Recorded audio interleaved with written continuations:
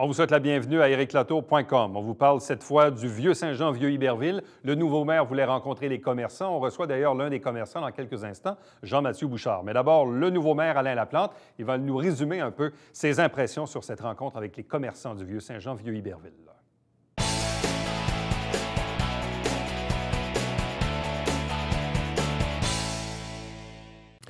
Le nouveau maire de Saint-Jean-sur-Richelieu, à sa demande, a rencontré les commerçants du Vieux-Saint-Jean, Vieux-Iberville, il y a quelques jours. Il est avec nous pour en discuter. Alain Laplante, bonsoir et bienvenue. Merci de l'invitation. Bonsoir. Est-ce que c'était une idée qui vous trottait dans la tête depuis quelque temps de dire qu'il faudrait vraiment prendre le temps de s'asseoir et de les rencontrer et de les écouter? Bien, c'est une des principales raisons de mon arrivée en politique. Je souhaite que la municipalité soit davantage à l'écoute des citoyens et de ses employés, des commerçants, évidemment. Les commerçants du centre-ville sont éprouvés présentement. Ils vivent le chantier qui s'éternise, qui prend des mois et des mois. Le cri d'alarme est venu dans un premier temps des commerçants d'Iberville qui ont été particulièrement touchés par les travaux. Fermeture du pont par la suite. Donc, il y avait un cri d'alarme, un cri de détresse qui a été lancé par les commerçants. Et j'ai proposé justement de les rencontrer pour essayer de trouver avec eux des solutions pour essayer de les aider finalement dans leur situation. C'était quoi vos propres attentes par rapport à ça? Est-ce qu'il y avait une appréhension à se dire, est-ce que ça va être hostile? Est-ce que les gens vont profiter de l'occasion justement pour vider leur sac, irritant, insatisfaction, etc.? C'était quoi l'ambiance finalement ou vos propres attentes quand ça a commencé? Ça, je vous dirais que c'était les attentes de l'appareil municipal. Ce que les gens disaient, oh, ils craignaient. Alain, on fait la fosse aux lions, là. La fosse aux lions, on invite tout azimut, ouvert à tous, les commerçants, on leur dit, on vous donne la parole. Les gens craignaient le pire, puis c'est pas ça qui est arrivé. Moi, j'avais pas de crainte. Je pense qu'il faut, dans un premier temps. Puis moi, tu sais, on avait déjà, avec la Chambre de commerce, avec la Société de développement du Vieux-Saint-Jean, avec Sophie Latour, notre bureau, notre service de développement économique, on avait imaginé des façons qu'on pourrait essayer de venir en aide. Mais avant de leur dire, bien, voici ce qu'on va faire pour vous, ce que je voulais faire, c'est on peut vous donner la parole puis entendre c'est quoi vos suggestions? Qu'est-ce que vous pensez qu'on devrait faire pour vous? Puis essayer d'arrimer justement nos actions avec les souhaits et les volontés des commerçants. Qu'est-ce qui vous a le plus surpris de ce que les gens vous ont dit? Moi, ce que je vous dirais, c'est que ce qui m'a le plus surpris, c'est la maturité des commerçants. Premièrement, les commerçants sont relativement jeunes. C'est des jeunes commerçants qui œuvrent dans le Vieux-Saint-Jean. Et puis, souvent, on appréhendait différentes critiques, mais on voit que les commerçants sont relativement réalistes. Ils comprennent les enjeux municipaux, ils comprennent la réalité du chantier, etc. Et puis, j'ai senti une belle maturité compte tenu de la situation qu'ils vivent présentement. Effectivement, les travaux, c'est un cas en soi, mais même avant l'arrivée des travaux, il pouvait y avoir des irritants sur le stationnement, le déneigement et tout ça. Mais si on focus vraiment sur les travaux en tant que tels, parce qu'on l'a vécu, il y a eu les travaux de l'entrée nord, mais ça avait un peu moins d'impact, peut-être pour le nautique, là, puis encore. Moins, l'entrée nord, par contre, c'était plus compliqué pour Mannequin Peace, Trinquette et compagnie. En 2-3 bouts, il y a eu des longueurs, c'était un peu... Bon. Et là, on arrive dans la période du pont, dans un chantier qui appartient au MTQ, dont le contrat appartient à Pomerleau, donc Pomerleau donne de la sous-traitance à d'autres compagnies. C'est quoi les principaux problèmes qui sont évoqués à l'égard de ce chantier-là en ce moment? Le principal point qui était soulevé, c'est la communication entre les responsables du chantier, entre les travailleurs et les commerçants. Donc, c'est cette liaison-là qui était peut-être déficiente. On a beaucoup parlé d'affichage, souvent. Signalisation. Signalisation, les détours, le chantier était où on rouvrait une rue, mais on oubliait d'enlever les panneaux qui indiquaient les détours. Les travailleurs quittaient pour la fin de semaine, on se retrouvait avec des situations où il y avait des cônes qui étaient mal placés ou des affiches qui étaient plus pertinentes. Et là, des commerçants devaient, de leur propre initiative, aller créer des flèches ou essayer de déplacer des affiches ou de déplacer des cônes. Je l'ai même fait moi-même l'été passé. À un moment donné, je suis passé, il y avait un cône qui était comme à une place inappropriée. J'ai même moi-même déplacé un cône, donc je ne suis pas le seul. Il y a plein de commerçants qui ont témoigné de ça. Problème de communication, problème de signalisation. Puis ce qu'on souhaiterait, c'est que la municipalité, un responsable municipal puisse à la fin, à la fin de la journée, à la fin du chantier, avant le week-end, là, de prendre le temps, justement, d'aller refaire le tour, d'aller vérifier, est-ce qu'on a bien rangé les comptes, est-ce qu'on a bien, est-ce que les signalisation est toujours pertinente, c'est quoi les attentes, c'est quoi les préoccupations des commerçants. Au niveau du stationnement, il y a des travailleurs du chantier qui stationnent devant un commerce à Iberville ou devant des commerces à Saint-Jean. Bon, y a-t-il moyen d'avoir ce dialogue-là avec les travailleurs pour qu'ils réalisent l'impact, le désagrément pour les commerçants du centre-ville? Est-ce que certains aussi vous ont parlé de délai? Parce que même dans le cas de la section Menneken-Pis Trinquette, c'était une éternité, c'était long. Même l'entrée C'est même pas sud, fini c'est même encore. pas fini. Puis souvent, on nous dit, ouais, mais tu sais, le pavé uni, c'est compliqué, puis ça prend du temps, puis ça dépend de la température. Puis à un moment donné, il fallait attendre un autre, puis un autre. Et ça, les délais, comment on peut contrôler les délais pour pas que ça prenne une éternité? Mais je pense que le début, c'est la planification. Il faut que les travaux soient bien planifiés et que déjà dans nos devis, déjà dans l'octroi de contrat, qu'on ait des objectifs, puis qu'on les suive, hein, puis que la municipalité soit vigilante, que la municipalité ou qu'un responsable municipal soit présent sur le chantier, justement pour s'assurer que tout roule rondement. L'entrée sud, là, à mon avis, a pris beaucoup, on a mis beaucoup trop de temps. Oui, c'est vrai qu'il n'y avait pas beaucoup de commerçants là-bas, donc on a moins. Là, l'entrée nord, ça va-tu finir par se finir? Bien, là, on me dit que ça va finir pour l'été prochain, mais donc oui, on a parlé de délai dans l'entrée nord, mais ce que j'ai aussi beaucoup entendu dans l'entrée nord, c'est le manque d'écoute. Hein. Il y a eu beaucoup de rencontres avec les commerçants et la ville sur le chantier. Les commerçants ont véhiculé des inquiétudes ou ont manifesté d'avoir des modifications au plan.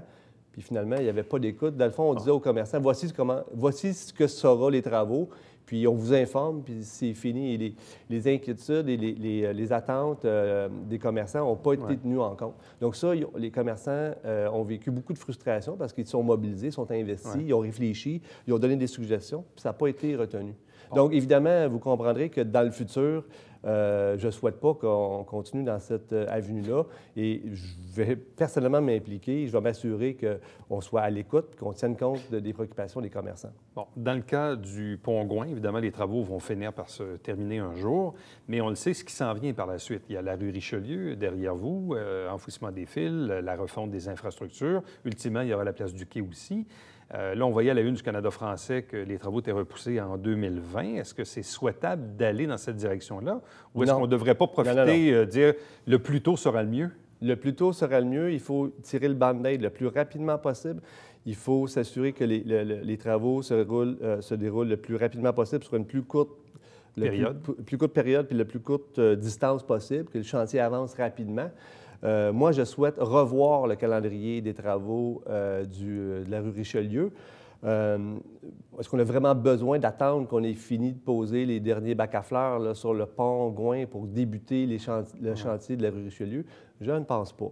Donc, je souhaite revoir le calendrier et raccourcir le temps des travaux du centre-ville. Bon, est-ce que les gens vous ont parlé de stationnement? Certains vous parlaient même, bon, évidemment, il y a les parcomètres, les horodateurs, les périodes de temps, même une suggestion d'avoir un valet pour peut-être les restaurants. Bref, il va se passer quoi dans la politique de la Ville à l'égard des stationnements? J'étais content de voir parce que durant la campagne électorale, moi, j'ai pris l'engagement de retirer les horodateurs, de retirer la tarification des stationnements. Ce que je souhaite, c'est que le stationnement au centre-ville soit gratuit. Ceci dit, il faut pas laisser ça comme une jungle. Hein. Il faut organiser, il faut réglementer, il faut établir des périodes en fonction des artères, en fonction des lieux. Ça peut être différent d'un côté de rue ou de l'autre. Des périodes de temps, là. Sur le côté ici, c'est 30 minutes. De l'autre côté, c'est 2 heures. À la place du marché, c'est tant de temps.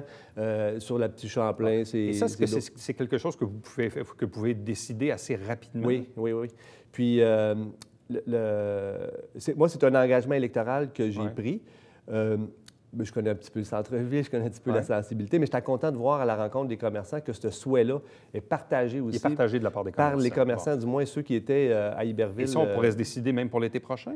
Je souhaite le plus rapidement possible. J'ai demandé justement à créer une petite table de réflexion avec quelques personnes, évidemment Mélanie Dufresne, quelques commerçants, des gens de la Société de développement du Vieux-Saint-Jean, évidemment, pour essayer d'articuler à quoi pourrait justement ressembler la gestion de nos, au niveau des périodes, au niveau de la durée. Croyez-vous qu'une majorité de conseillers pourrait être favorable à ça?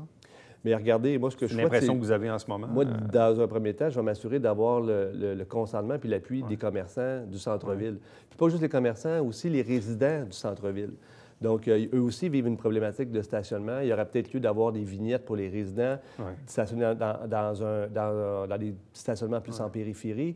Donc, l'idée, ce que je souhaite, c'est qu'on réfléchisse à comment pourrait être réorganisée la gestion des stationnements avec une proposition qui est intelligente, qu'on pourrait éventuellement soumettre aux commerçants, soumettre aux travailleurs, soumettre aux résidents. Et l'idée, c'est de le modeler pour aller satisfaire le maximum d'attentes, le maximum de besoins. Et lorsque tout le monde on aura établi un large consensus sur comment on devrait gérer nos stationnements, ensuite je soumettrai la proposition au conseil, puis on verra comment les gens voteront. Dernière question. Certains ont soulevé, il y avait une pétition d'ailleurs cet automne, que, évidemment, certains commerçants disent, écoutez, les travaux nous créent des préjudices, donc la Ville doit nous compenser. Mais premièrement, est-ce que la Ville doit compenser? Et si elle peut compenser, elle peut le faire comment? Malheureusement, la municipalité ne peut pas accorder comme ça un crédit de taxe à un commerçant, même que si c'était possible, est-ce que la municipalité doit donner un crédit de taxe au propriétaire de l'immeuble quand c'est, dans le fond, c'est le locataire qui est impacté? Donc, vous voyez que ce n'est pas simple. Donc, ce n'est pas possible d'octroyer des crédits de taxe de cette façon-là. Par contre, il y a des programmes qui existent pour remplacement d'affiches ou rénovation de façade ou réhabilitation d'espace commercial. Donc, il existe différents programmes où les commerçants peuvent avoir des crédits de taxes, mais pour ça, ils doivent investir de l'argent. Et c'est pas de ça qu'on parle. On parle ici de préjudice à cause des travaux. Là, est-ce qu'on peut, par une meilleure signalisation, une meilleure coordination des travaux, en améliorant le déneigement, peut-être en priorisant ces rues-là, d'enlever la neige plus rapidement ou plus souvent? Est-ce qu'on peut faire une campagne de promotion commune pour essayer de promouvoir? On parlait des avis pour les fermetures de ponts. Souvent, on est rapide pour annoncer que le pont est fermé, mais on oublie d'annoncer que le pont est réouvert. Ou quand les gens reçoivent l'information que le pont va être fermé, bien, il est déjà réouvert. Donc, tu sais, il y a tout un impact de nos communications. Donc, on peut-tu se préoccuper de ça? Penser à l'impact de ce que nous faisons sur les commerçants. Alain Laplante, merci beaucoup. Merci à vous. Restez avec nous. Au retour, le son de cloche de l'un des commerçants du Vieux-Saint-Jean.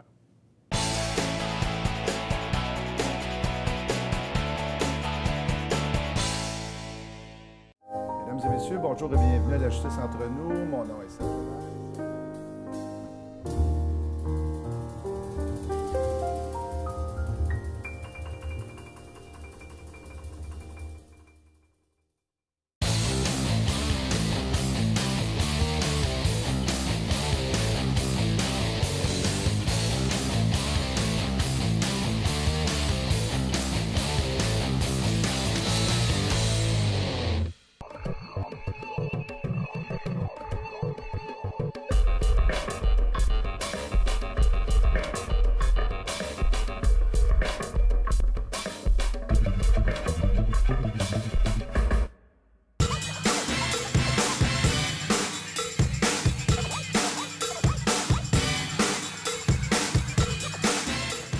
Dimanche, 9h30, Télé Bingo, on vous attend.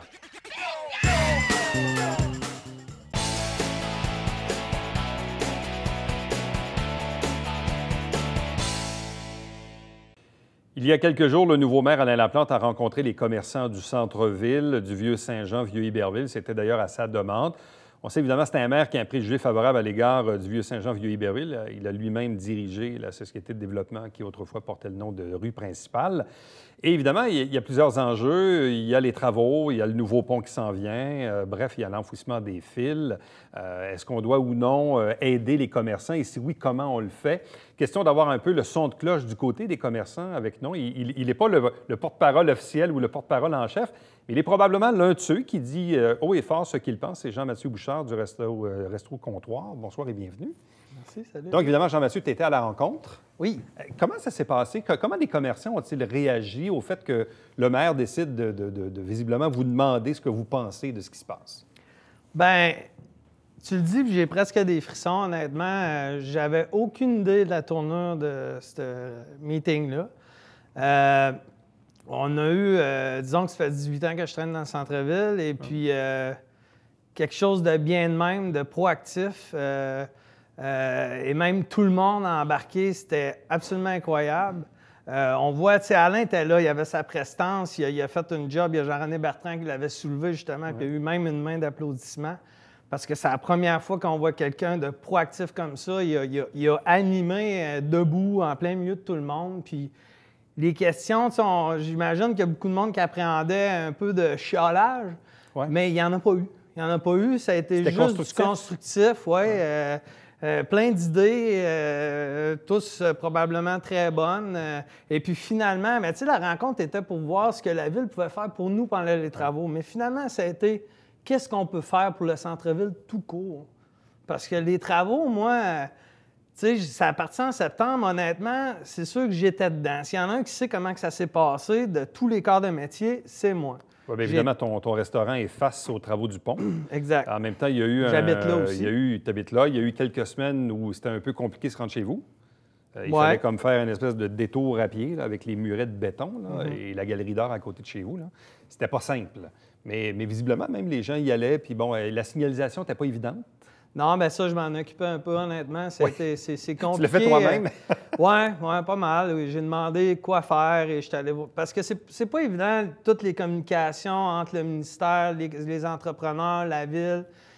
Il y a des choses pas évidentes. Fait que c'est sûr que moi, je la vois à la scène. Je le vois exactement, qu'est-ce qu'il faut faire comme flèche. Puis c'est sûr que dans un bureau, c'est pas évident dans un plan. Fait que, bref, j'en ai fait moi-même. J'avais du vinyle noir, j'ai pris des pancartes, j'ai modifié des pancartes. J'ai été assez proactif là-dessus. Ça changeait souvent aussi. Fait que c'est sûr qu'il fallait être, fallait être au quart de tour là-dessus parce que moi, je veux dire, c'est des petits détails, excusez mon langage, mais qui peuvent faire chier rapidement d'avoir une flèche pas du bon bord, surtout pour les piétons. Bon. Donc, content de voir que le maire s'adresse à vous, qu'il veut vous entendre. Oui. Content de voir effectivement que la question est posée, comment la Ville peut vous aider, mais comme tu dis, en même temps, vous dites qu'est-ce que nous-mêmes on peut faire aussi pour aider le centre-ville. Comme commerçant, là, c'est quoi les principaux problèmes auxquels vous êtes confrontés? Oui, il y a une ambiance de travaux, là, puis qui ne sont pas finis d'ailleurs, là, mais même au-delà des travaux, c'est quoi les irritants majeurs que vous avez comme commerçant dans le Vieux-Saint-Jean? Bon, il y a souvent des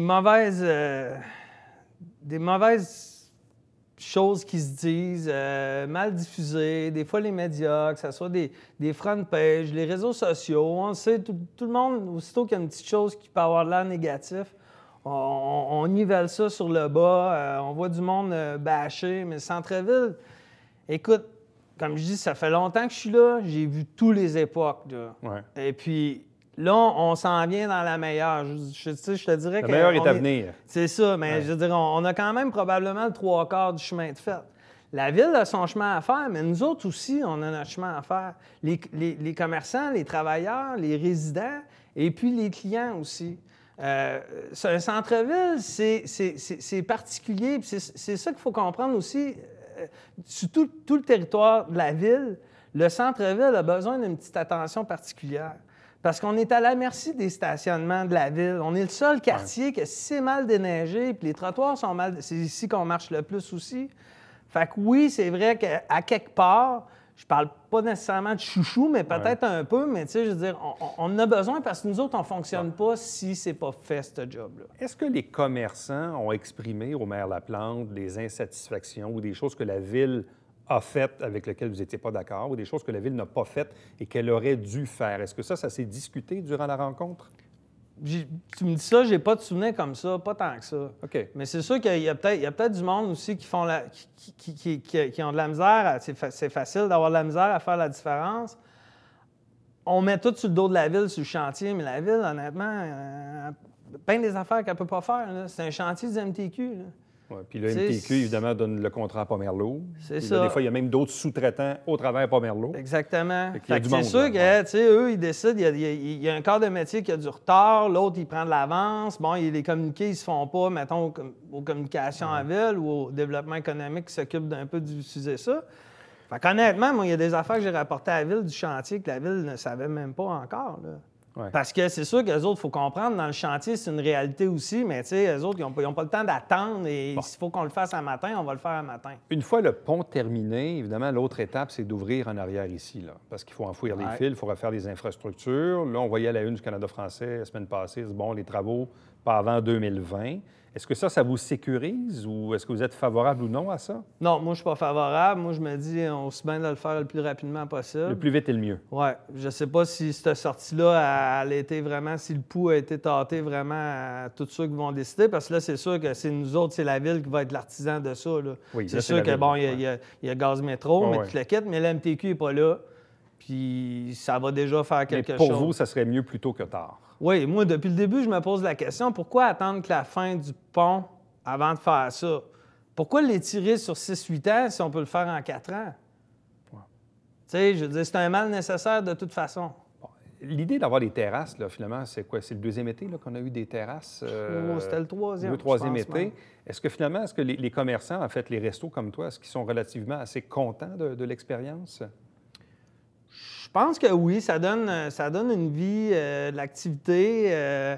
C'est sûr que la réalité, des fois, c'est avec le personnel que c'est pas évident. Tu sais, comme moi, là, maintenant, ma terrasse est en arrière, je vais probablement la refaire en avant, je vais voir, mais tu sais, ça reste qu'on est sur rue, tu sais. Ouais. C'est pas le même trip, si on veut.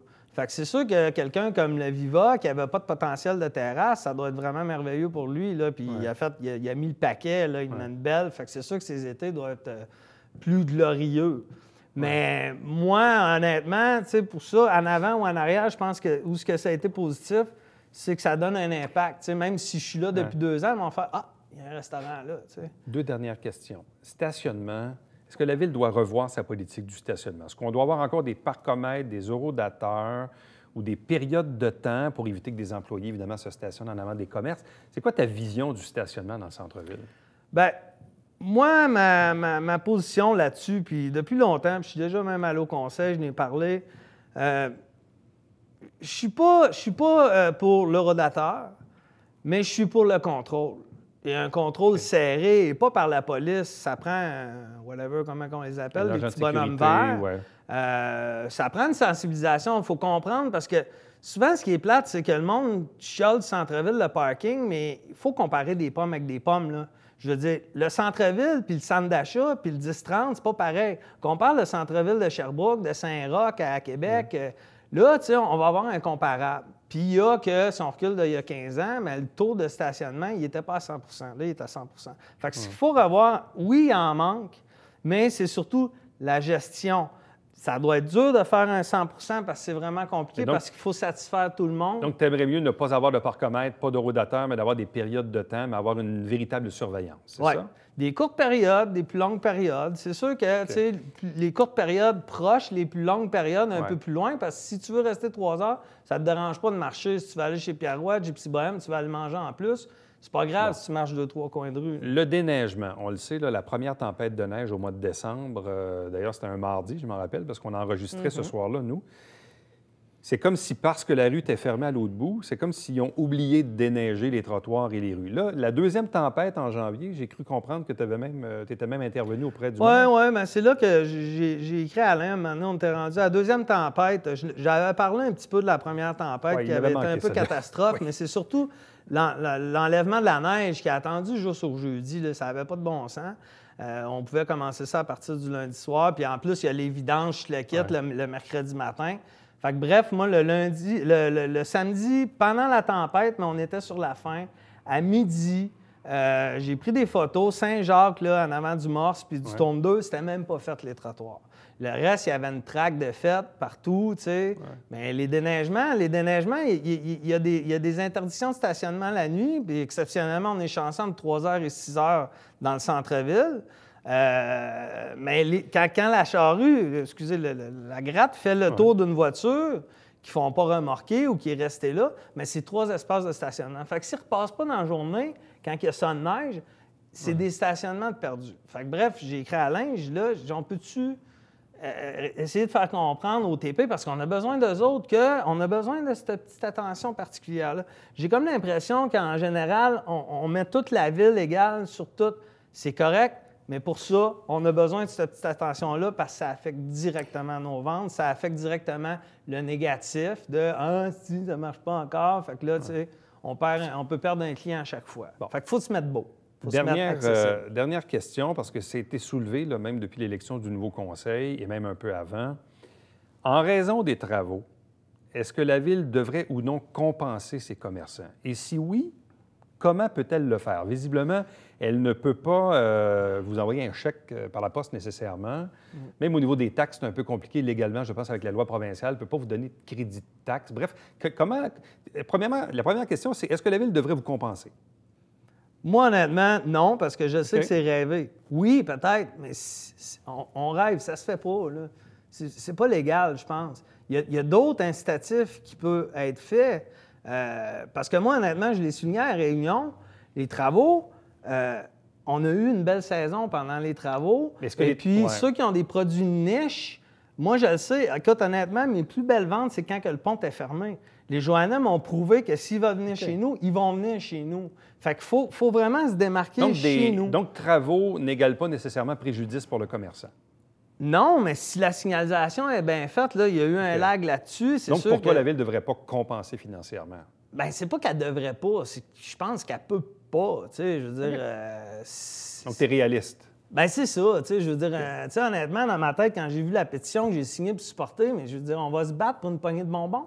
Tu sais, fait que moi, ce que je dis, la Ville, là, où ce qu'ils peuvent payer, c'est de nous aider autrement. On peut nous aider plus fort, être plus proactif sur le chantier. Mais le pire, c'est que le chantier est fini. Là. On a peut-être un mois à finir le pavé. Après ça, c'est fini pour un bon bout. Après ça, on va tout le gérer. On va apprendre peut-être de nos erreurs. Mais ça prend... Il y a quelqu'un, Isabelle Gingras, qui avait suggéré un nom fictif, un Philippe, qui va être là vraiment proactif le matin, le soir. Puis moi, j'ai souligné que oui, ça prend un Philippe, mais un Philippe bien allumé, bien intelligent et qui voit une vue large. Là. Jean-Mathieu Bouchard, merci beaucoup. Merci, bonne chance pour la suite. Merci. Restez avec nous au retour, la conclusion.